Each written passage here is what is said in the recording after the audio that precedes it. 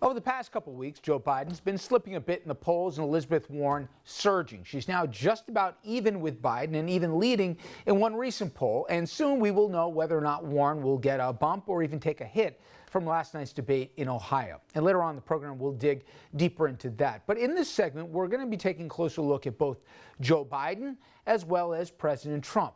A new piece in Rolling Stone by Matt Taibbi, it explores Biden's candidacy. It's called The Biden Paradox. He's under attack and he's slipping in the polls. The question is, should Democrats be all in on the former vice president or should they pull the plug?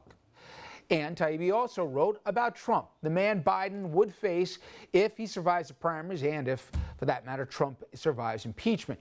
The piece, frighteningly titled, Trump 2020, Be Very Afraid. America, the first country to ever elect a mad king, and the way things are going, we may be dumb enough to do it twice. Here a quote from that.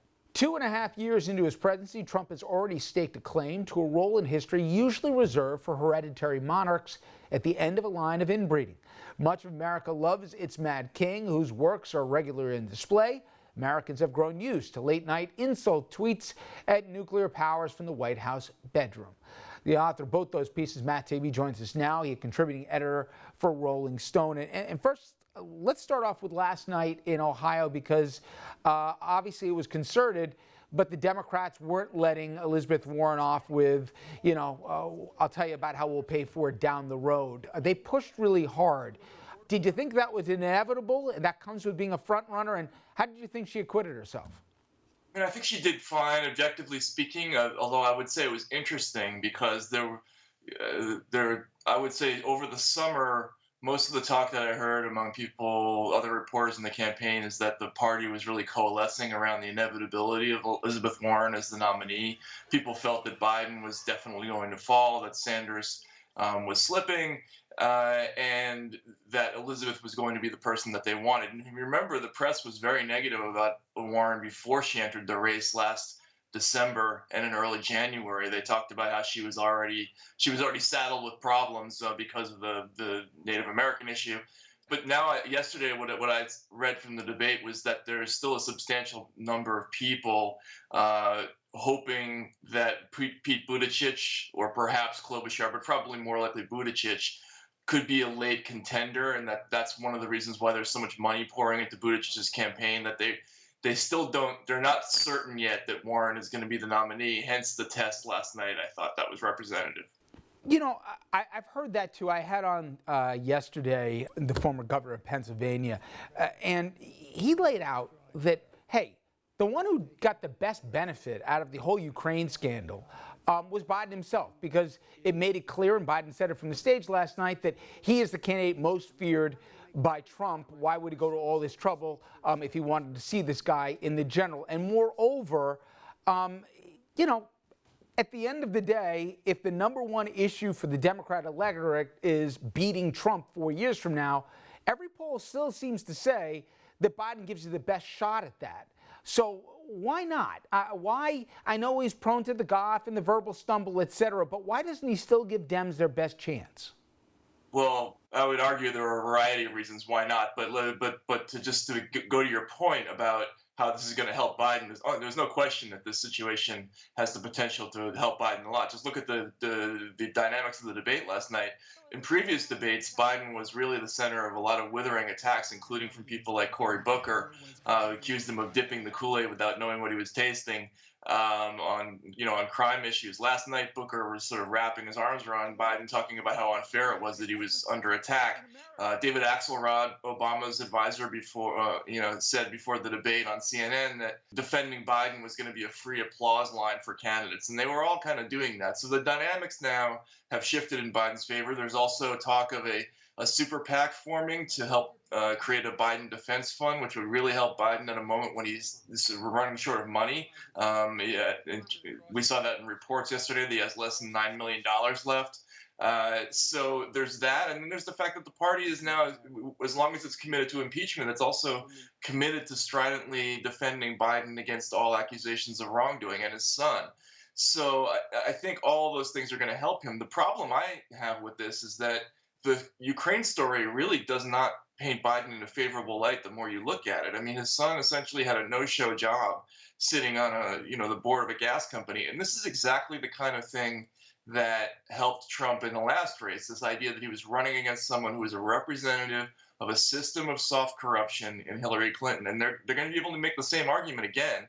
But when you look at the map, Matt, isn't Rendell right that the guy's going to give you the best chance in the Pennsylvanias, in the Rust Belt states, would be a Biden? For those folks who are worried that, hey, a Warren candidacy or a Warren presidency would be about social re-engineering, fair or not, we're dealing in the world of perception here right now.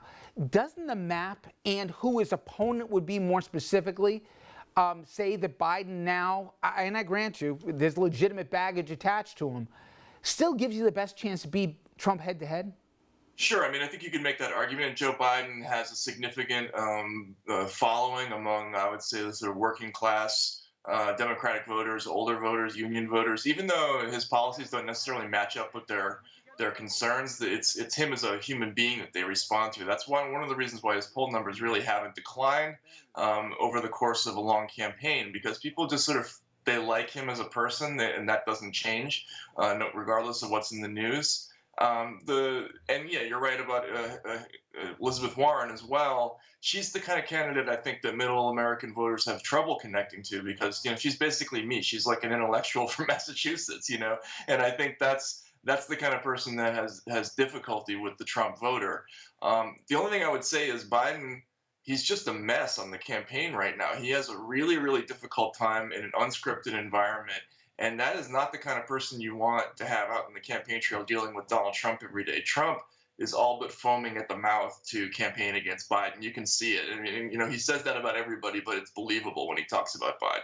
Let's talk about Trump. And you wrote a really scary piece that, the Mad King, and moreover, we could be dumb enough to do it twice.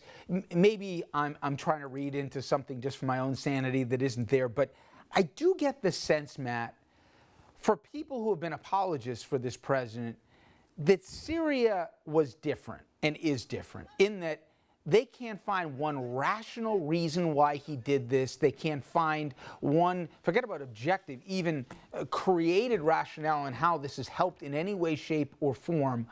And everyone can get their arms around the way that, wait a minute, you left somebody out there who bled for us to basically get slaughtered, and you're handing over, this to, you pick it, nobody's good, whether it's the Russians, the Chinese, or Assad.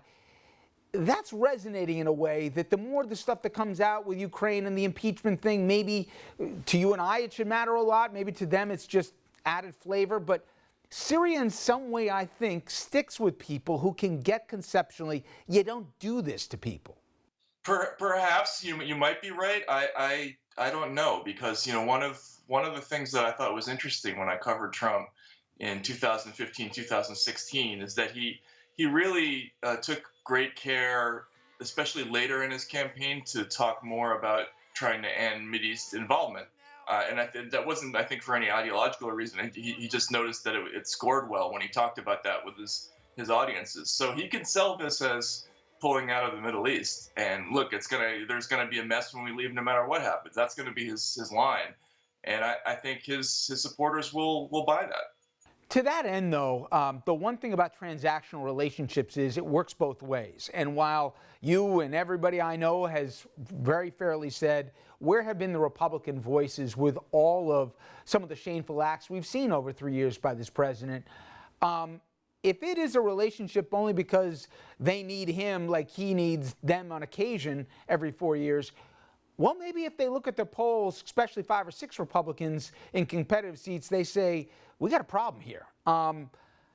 How possible is it that the more that this comes out, that there are enough Republicans who believe that he's a net negative for them back home?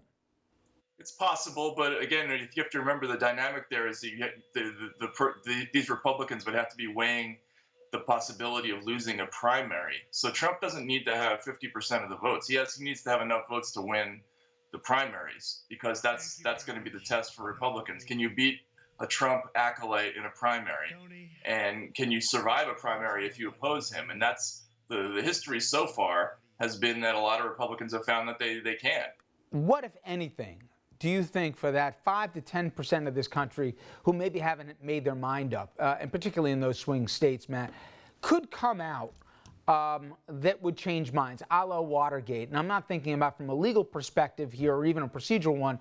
I'm talking about the catnip of TV. If obviously the audio tapes in Watergate, the Dean testimony, that changed things. But what, if anything, could the public hear that, given how difficult it is to shock anyone anymore about anything, particularly Trump, might actually say, that's a bridge too far? I think it would take a lot. Remember, he's already survived countless, catastrophes that would be fatal to any other politician. And so it would have to be something very, very graphic that would dissuade his voters. But among other things, because they don't trust news reports at all anymore. So there's that problem. All right, Matt. I always appreciate the time. Even I don't always like the answers we get here, but nonetheless, great reporting. And again, thank you for a few minutes. I appreciate it. All right. Thank you. Take care, Roger. All right, everyone. When we come back, we're going to debate the debate. Who won? Who lost? Will it move the needle? Well, our panel, they'll join us after this.